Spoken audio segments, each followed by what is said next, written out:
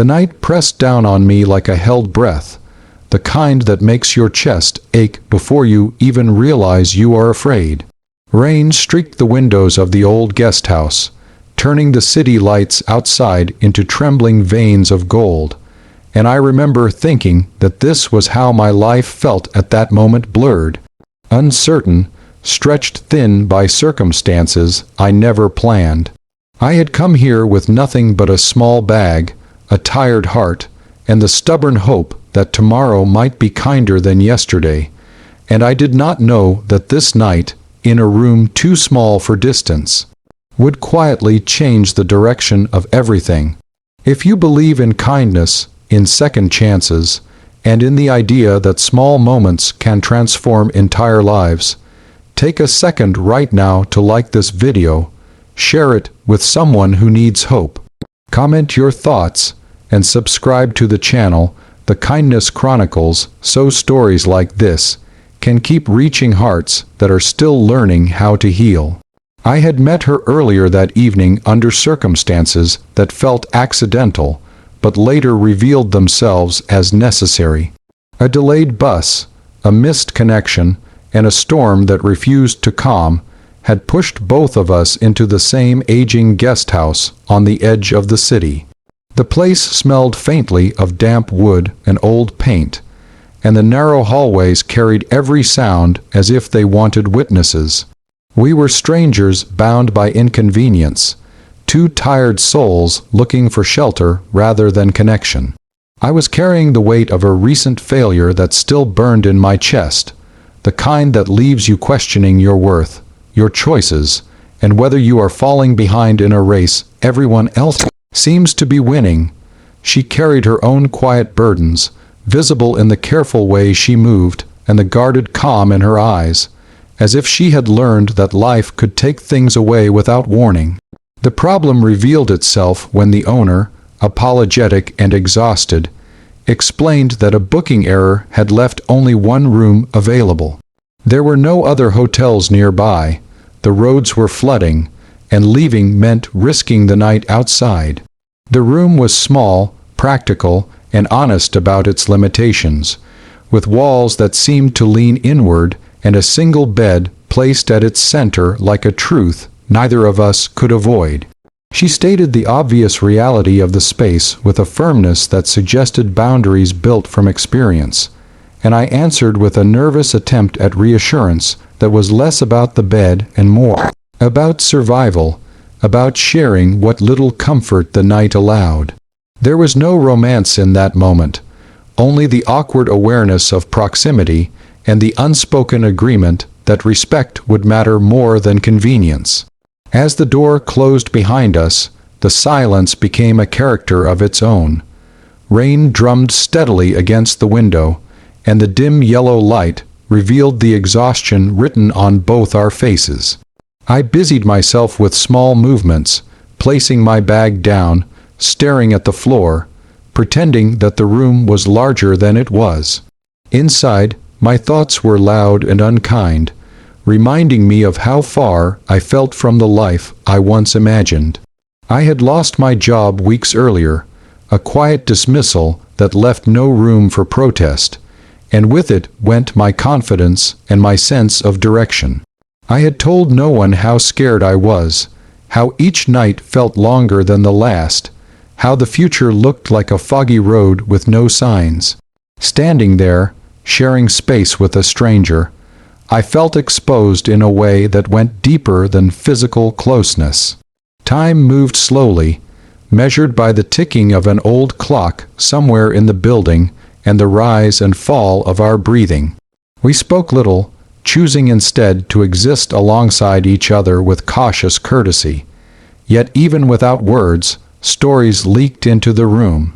I could sense her tension soften as minutes passed, the way she sat on the edge of the bed with her shoulders slowly lowering, the way her gaze drifted from the walls to the window as if searching for reassurance in the storm.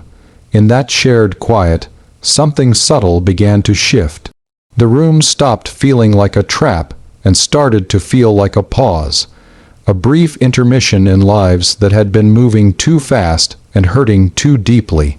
As the night deepened, the power flickered once, plunging us into darkness before returning with a tired hum. That brief blackout felt symbolic, a reminder of how fragile stability can be, and it stirred something in me. I realized how rarely I allowed myself to be vulnerable, how often I hid behind humor or silence to avoid admitting fear. Being there, stripped of distractions, I felt the weight of my own loneliness. I thought about the people who had drifted away when life became inconvenient, about promises that faded under pressure, about the quiet belief that maybe I was meant to face things alone. Yet the presence of another human being in that small room challenged that belief without saying a word. The bed became the center of an unspoken negotiation, not of space but of trust. We arranged ourselves with care, leaving room where room barely existed, respecting invisible lines drawn by mutual understanding. The mattress creaked softly, and the sheets smelled of detergent and something older, like memories embedded in fabric. I lay there staring at the ceiling, watching shadows move as cars passed outside, my mind replaying past mistakes and imagined futures. At the same time, I felt an unexpected calm, a sense that I was not entirely alone in my uncertainty. Her breathing, steady and real, grounded me in the present moment in a way I had not felt in a long time. Sleep came in fragments, interrupted by thoughts and the occasional thunder rolling in the distance. In those half-dream states, memories surfaced of childhood nights when sharing a bed meant safety, not awkwardness, when closeness was natural and comforting. I woke at one point to the sound of rain easing, the storm finally losing its grip on the city. Dawn was still far away, but the darkness felt less heavy, as if the night had spent its fury and left behind something softer. I sensed her stirring too, a shared wakefulness that did not require explanation.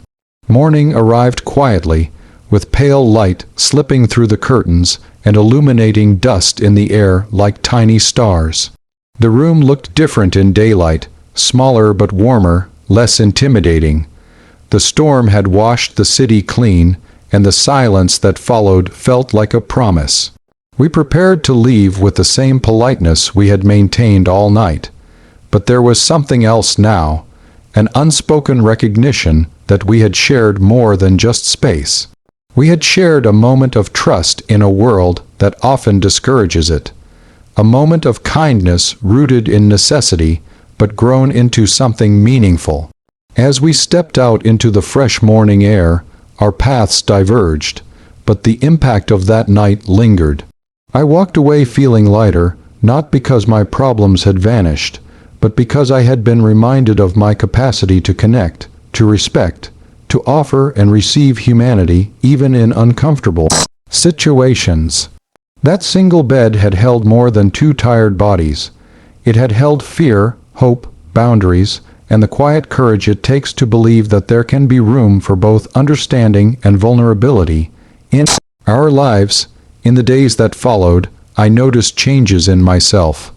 I spoke more honestly with people, admitted when I was struggling, and accepted help without shame.